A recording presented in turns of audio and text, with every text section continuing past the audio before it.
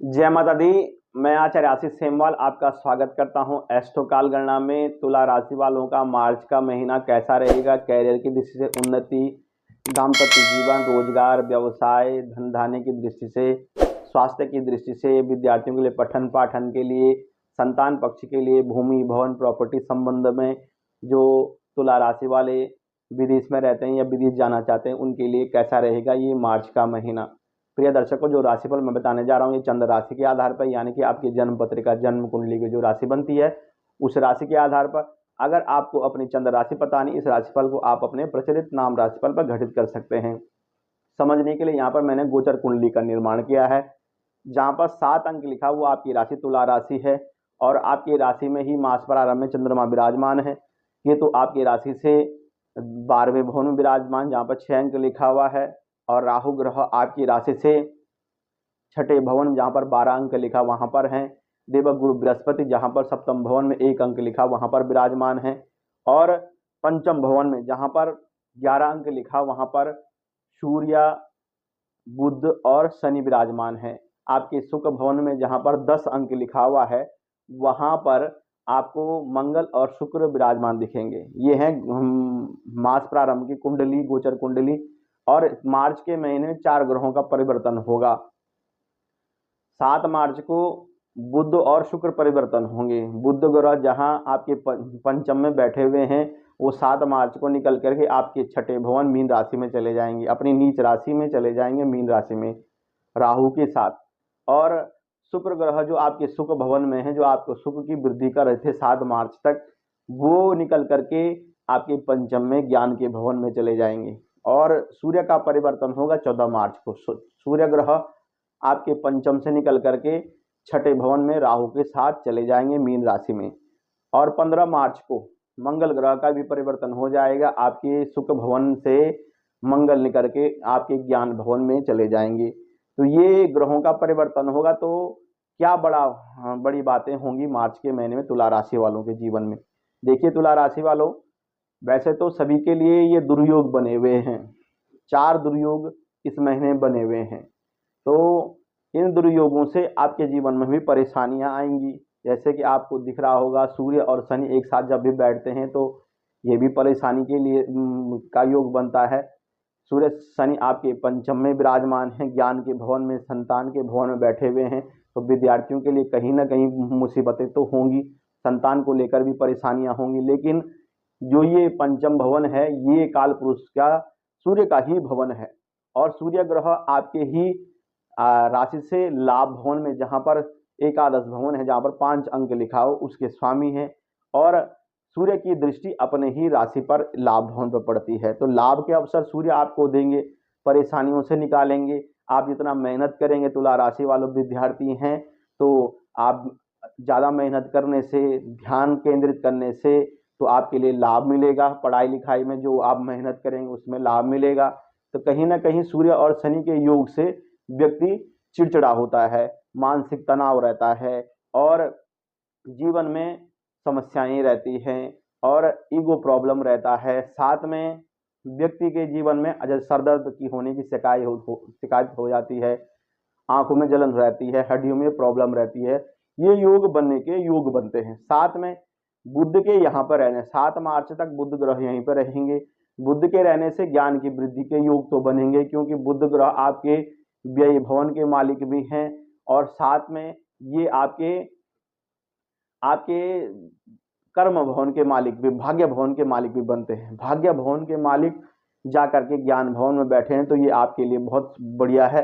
विद्यार्थियों के लिए पठन पाठन के लिए आपकी सोचने समझने की शक्ति बढ़ेगी, आपको तीव्र गति से याद होगा तुला राशि वालों को।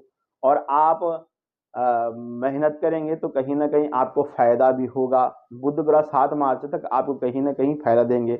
और उसके बाद 7 मार्च के बुध ग्रह आपके 6ठे भाव में चले जाएंगे। ये बुध की जो है नीच राशि है, लेकिन यहाँ पर राहु के साथ बैठने से आप कुछ ऐसा काम करेंगे कर्जे को कम करने के लिए, शत्रुओं को दमन करने के लिए। जो आप शत्रुओं से परेशान हैं या आप कर्जे में हैं तो यहाँ पर बैठ करके बुध जुगाड़ करेगा। कुछ राहु के साथ मिल करके दोनों ग्रह कुछ जुगाड़ ढूंढेंगे कि पैसा कैसा कमाया जाए, धन की वृद्धि कैसे करी जाए, शेयर मार्केट, लॉटरी, सट्टे में तुला राशि वालों को अचानक पैसे मिलने का योग बनता है। व्यापार रोजगार में भी अचानक वृद्धि के योग राहु 7 मार्च के बाद बनाएंगे, साथ में बुध का योग होने से ये करेंगे। लेकिन यहाँ पर 14 मार्च के बाद सूर्य भी आ जाएंगे। सूर्य यहाँ आने से ग्रहण दोष बनाएंगे और ग्रहण दोष बनने से स्वास्थ्य को लेकर परेशानी होगी और आपको शत्रुओं का भय लगा रहेगा। आप लगेगा कोई मेरा व्यापार खराब करने में लगा हुआ है या मेरा दाम्पत्य जीवन को खराब करने पर लगा हुआ है, कोई दूसरा आदमी मेरे जीवन में दखल डाल रहा है। इस तरह से पार्टनरशिप के कामों में भी आप बेचैनी, आपको परेशानी रह सकती है। वीडियो के अंत में मैं आपको उपाय बताऊंगा। मार्च के महीने में आप उपाय करेंगे तुला राशि, कहीं ना कहीं आपको राहत मिलेगी इस उपायों से। तो ये सूर्य के साथ योग होने से परेशानियां रहेंगी आपके जीवन में। सूर्य की जो दृष्टि है वो व्यय भवन पर पड़ेगी, तो खर्चा भी आपका बढ़ेगा।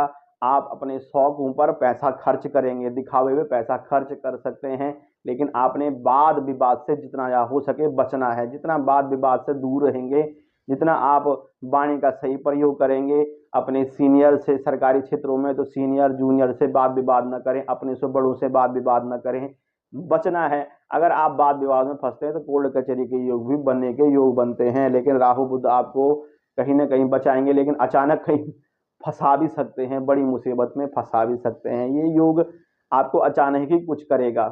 तो अब मंगल जो है, मंगल आपके शुक्र भवन में थे और शुक्र भी वहां पर 7 मार्च तक शुक्रों की वृद्धि तो होगी, लेकिन मंगल यहाँ पर बैठ करके आपको लाभ तो दे रहे थे, लेकिन आपको भूमि प्रॉपर्टी को लेकर परेशानियां भी आ रही थी, गाड़ी चलाने में कुछ परेशानियां आ रही थी, वाहन एक्सीडेंट के चपेट की भी कुछ समस्याएं आ रही थी, क्योंकि मंगल यहाँ पर बैठ करके शुक्र के भवन में जब मंगल गर्मी देंगे तो आपको अनिद्रा का शिकार हो जाएंगे, नींद नहीं आएगी, सुखों को लेकर परेशानियां रहेंगी। इसलिए शुक्र के भवन में मंगल का इतना ज्यादा अच्छा नहीं माना जाता है। तो लेकिन ये अपनी उच्च राशि में थे तो कुछ अच्छा भी किया इन्होंने, आपके लिए प्रॉपर्टी बनाई, लेकिन प्रॉपर्टी में आपने देखभाल करके खरीदनी है। आपने 15 मार्च से पहले अगर प्रॉपर्टी लेने का योग तो बनता है, लेकिन प्रॉपर्टी जो है सोच समझ के खरीदनी है आपने।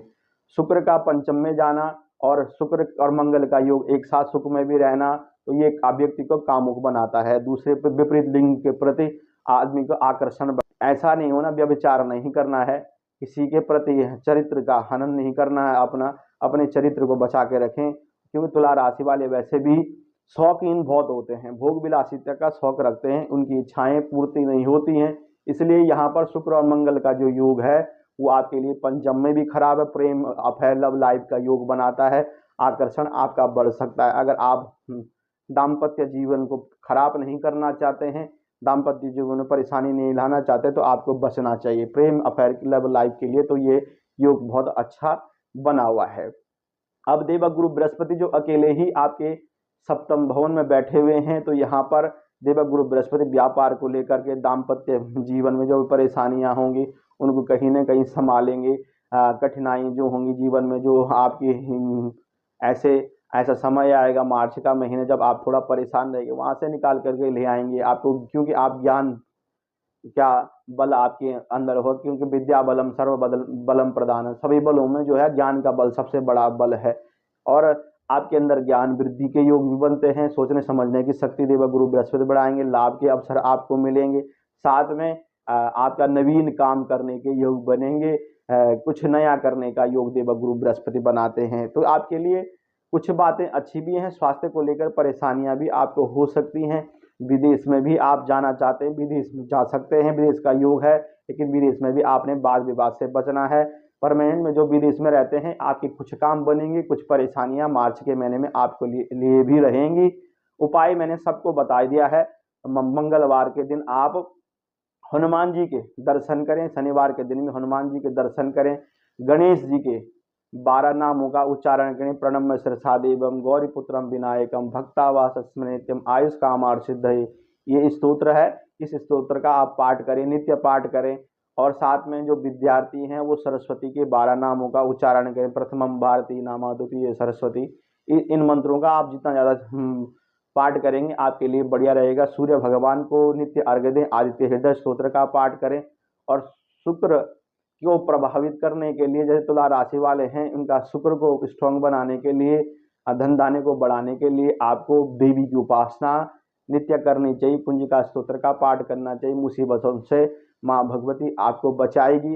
ये उपाय आप करेंगे तो कहीं ना कहीं आपको समस्याओं से राहत मिलेगी। प्रिय दर्शकों, अगर आप अपनी जन्म पत्रिका, जन्म कुंडली दिखाना चाहते हैं, नीचे अपॉइंटमेंट नंबर चल इन नंबरों पर संपर्क करके आप अपनी जन्म पत्रिका अध्ययन करा सकते हैं। अगर अभी तक आपने हमारे चैनल को सब्सक्राइब नहीं किया तो सब्सक्राइब कर दें, ये सही मुहूर्त है चैनल को सब्सक्राइब करने का। अभी के लिए मुझे अनुमति दीजिए। नमस्कार, जय माता दी।